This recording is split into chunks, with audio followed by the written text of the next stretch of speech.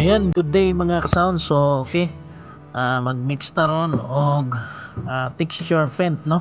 So, barato lang texture, no? So, need lang ta og elastomeric fent nga black muna akong gawiran nun ya. Need ka og simento 1 kilo. Mix lang na nimo. Haluan na nimo tubig. So, ikaw na na-estimate sa water kung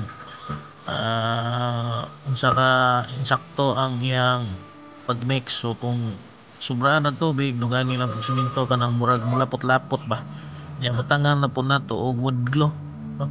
So natay wood glue na gamay ra kayo buwan na to ng tubig mga idol mga sounds. So mix lang na nato una wala la kura ba nya mo na siya mga sounds yan na pag gama o texture paint nga baratuhay lang, no? So buwan na nato ng simento kung tanaw na to nga murag nasaw ra siya, no? Ako lang siya tarungon og mix no. Mix lang pa diha mga kasod. So lamay og na dugangan lang akong simento kay para pud na makuan siya malapot siya ba, no? Kay murag na sobra ang tubig na og butang. Okay, so muna siya elastomeric fent black na siya mga idol. Ikaw lang na yung mga kasounds, ikaw na lang estimate kung pila kadaghan mo na may butang na. So, kinawaan na ni pero pwede pa kayo ni, no?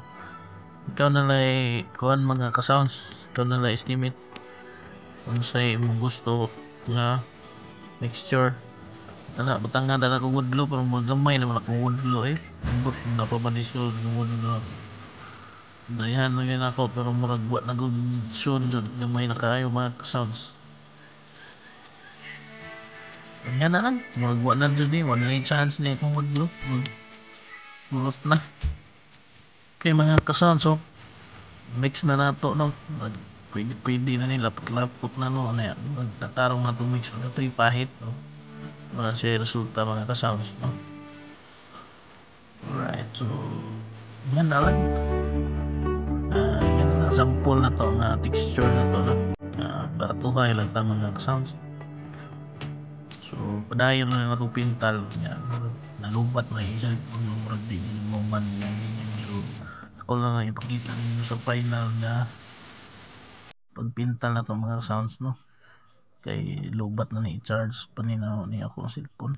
So pag mahuman ako ni pintal mga sounds ipakita na ninyo kung unsa ang finished product, no? So dili pa na matawag po og finished product kay wala pa tay mga accessories, no? So at least nahuman na to first coating na tong texture, no? So daghan pa ng proseso inighuman na inig mahuman na tag pintal ana lihaan na po na to kay ato na po siyang pintalan na unsay gusto na to nga color pero kana lang sa ang atong first coating, no? Okay sige mga ka-sounds, update lang ko kung mahuman na nig pen. Bye bye.